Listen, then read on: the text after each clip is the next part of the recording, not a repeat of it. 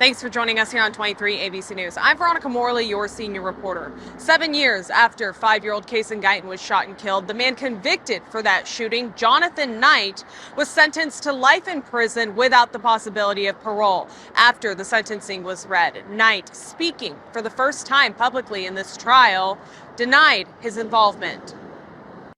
I apologize for what happened, but I didn't do nothing wrong, but I really do apologize for the time. Jonathan Knight speaking for the first time in court after being sentenced to life without parole for the shooting death of a child. Probation is denied.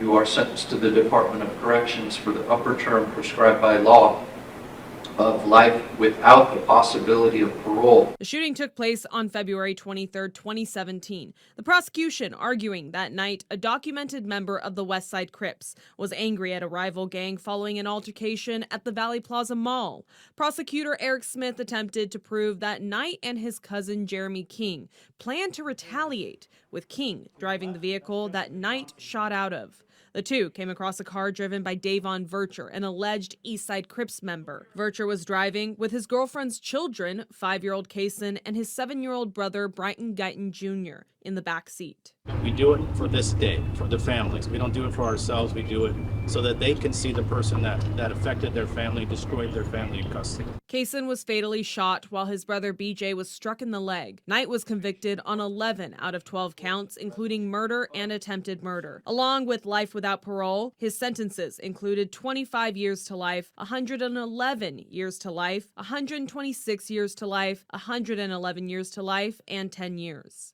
Somebody going home tomorrow that committed to everything. Knight referencing the plea deal accepted by his co-defendant Jeremy King. King pleaded guilty to voluntary manslaughter in exchange for his testimony during the trial and a 6-year prison term with time served. Defense attorney Tim Hennessy argued throughout the trial that King was motivated to lie on the stand, and regardless of Tuesday's sentencing, he hopes the family and community can find justice. Try to, battle or stop or deter gang violence from our side.